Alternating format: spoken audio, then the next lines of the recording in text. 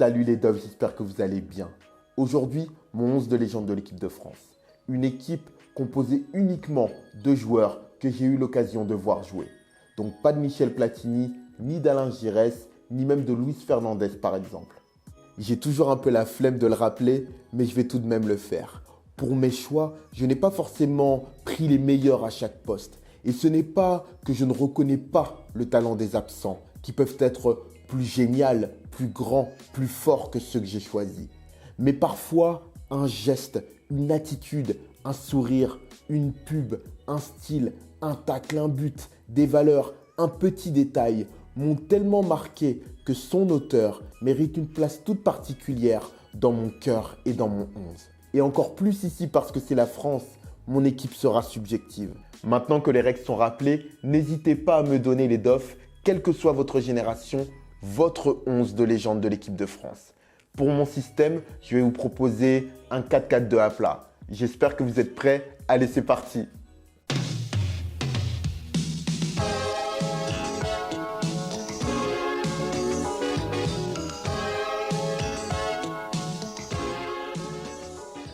Dans les buts, Fabien Barthez. Un choix qui ne surprendra pas les anciens Doves. Fabien Barthez, c'est le gardien qui m'a fait le plus rêver. Fabien Barthez, il a gardé les buts de l'équipe de France durant l'âge d'or, de la fin des années 90 jusqu'au début des années 2000. Fabien Barthez, ça a été un gardien vraiment qui m'a marqué, aussi bien par sa personnalité que par son jeu. Des sorties rapides et autoritaires, comme face à Ronaldo en finale de la Coupe du Monde 98. Des parades toujours plus impressionnantes et acrobatiques. Un jeu au pied inégalable, sauf peut-être par le grand Bernard Lama. Barthez, c'était des passes décisives, des ouvertures géniales. Tu avais parfois l'impression d'avoir un joueur de champ en plus. Barthez, c'était un short et un t-shirt à manches courtes. Un crâne chauve, reluisant, sur lequel Laurent Blanc venait déposer un baiser langoureux avant chaque rencontre de Coupe du Monde. Et puis Fabien Barthez, un personnage discret qu'on ne connaît finalement que très peu. Il peut centrer pied gauche. Ronaldo. Oh, quel arrêt! Quelle parade!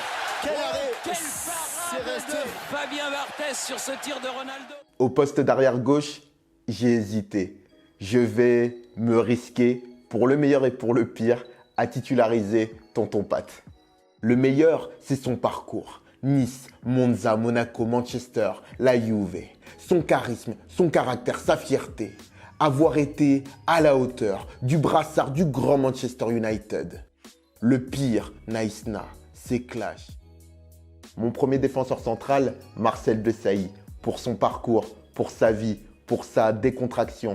Et puis parce que he said captain, he said what?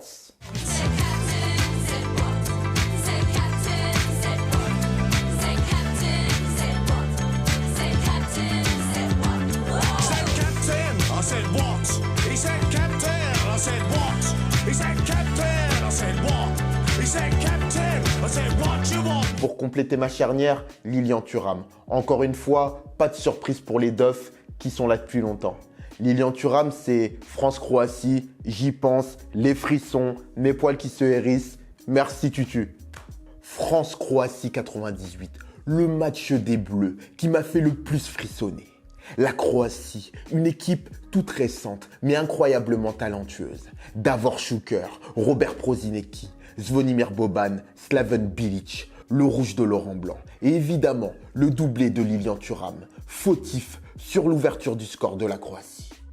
2 buts incroyables, 2 buts extraordinaires, des célébrations qui étaient tellement spontanées, c'était incroyable. À l'époque, lui-même en fait, il réalisait pas qu'il avait marqué. Déjà le premier but c'était un truc de fou, mais le deuxième là, quand il fait comme ça et que tous ses coéquipiers viennent le congratuler derrière lui, franchement c'était extraordinaire.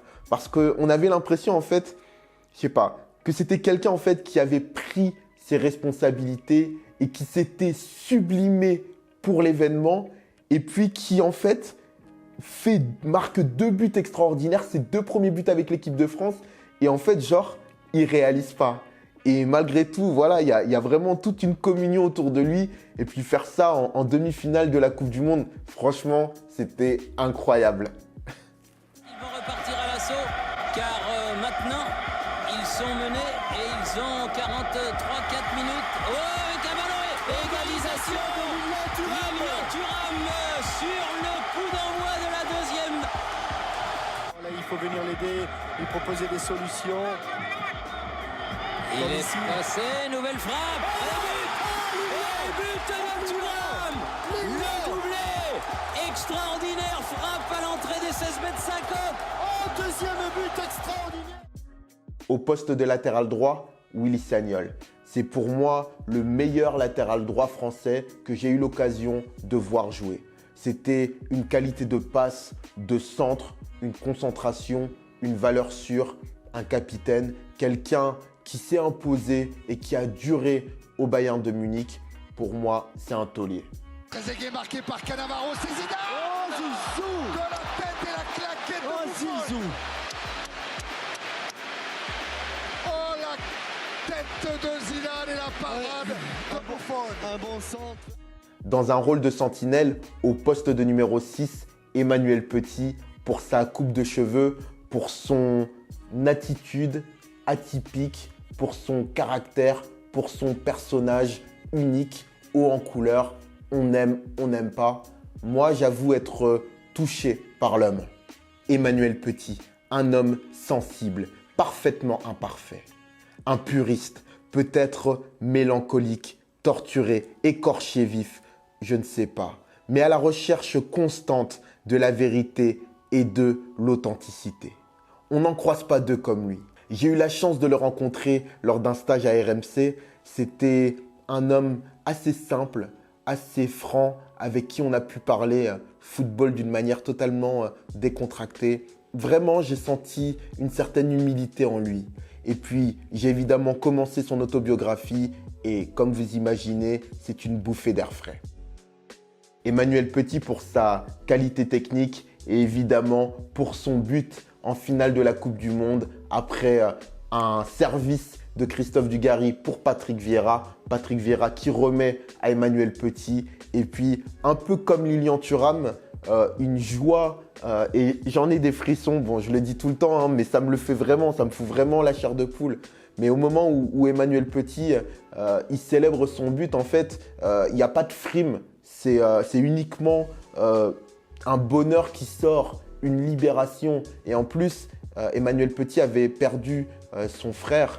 Et je sais pas, ce but, c'était un peu comme si voilà, toute sa frustration, tout ce qu'il avait gardé en lui sortait. Voilà, Emmanuel Petit, vraiment, c'est un personnage. Comme les tontons. Et là, t'envoies. Voilà. Quoi? Tu vois, un pas en arrière, tu rejettes. Aux côtés de Manu Petit, Paul Pogba. Alors pourquoi la pioche? Parce que pour moi, il est arrivé à un tournant.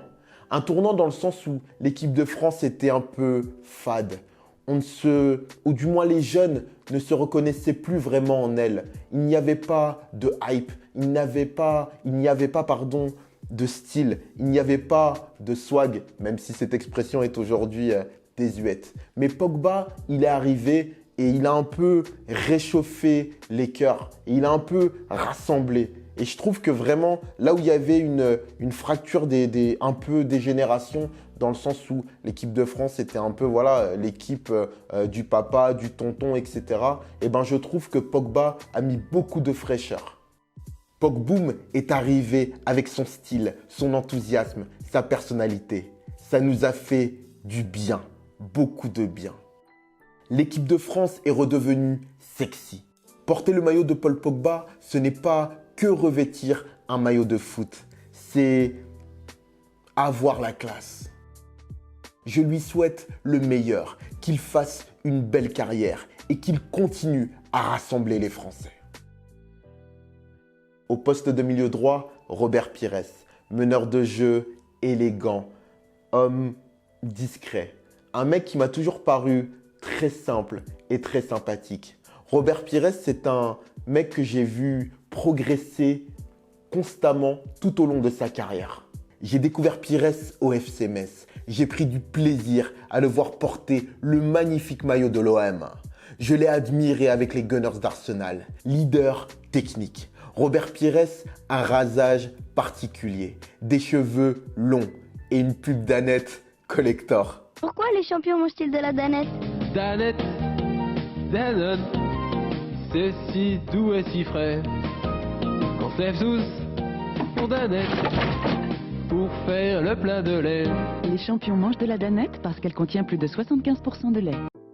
Au poste de milieu gauche, mais finalement assez libre, le grand, l'immense, je ne sais même pas comment le qualifier évidemment, Zinedine Zidane. Zidane, Zizou, ZZ, le Brésilien de l'équipe de France, le magicien.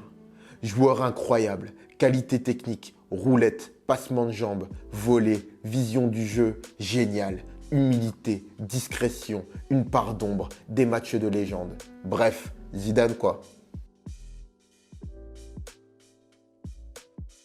On est rentrant, il est bien frappé au premier poteau. But de Zinedine Zidane. Zidane sur ce premier corner français place un coup de tête magistral et ouvre le score.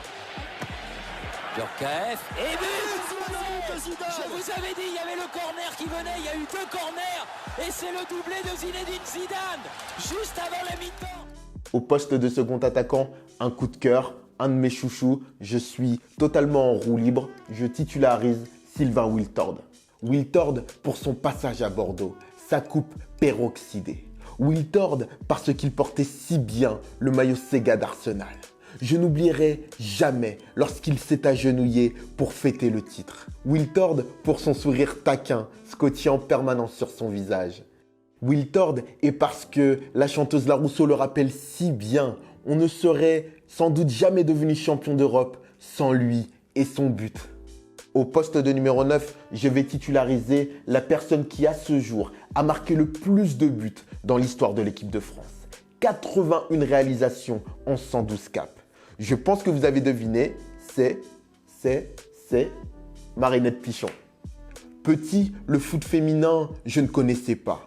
Et je l'ai découvert grâce à Marinette Pichon. Il y avait parfois un joli but d'elle qui passait le dimanche matin dans Téléfoot. Marinette Pichon m'a permis de connaître Juvisy aussi et m'a appris la popularité du soccer féminin aux États-Unis. C'est une pionnière que je suis heureux de placer dans mon 11. C'en est tout pour mon 11 de légende, les Doffs. N'hésitez pas à me donner le vôtre dans les commentaires. J'ai hâte, je me languis de le découvrir et de pouvoir éventuellement commenter. Je vous dis à bientôt, portez-vous bien et merci une nouvelle fois d'être présent et pour votre soutien. Ciao. Quoi?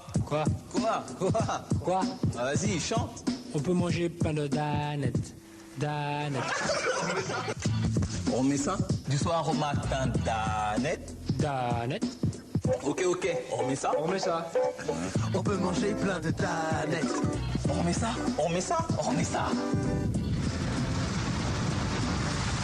Si les champions mangent plein de danettes, c'est parce qu'elle contient moins de 5% de matière grasse. On remet ça? Eh les mecs, vous cognez sur des plus petits que vous? Hein? Ça a l'air vachement cool. Je peux jouer avec vous? Et s'il te plaît, tu peux me donner du feu? Ouais, tiens, voilà. Qui t'es, toi? Qui je suis? Je m'appelle Doraemon et je suis le boss de la bande de Santama.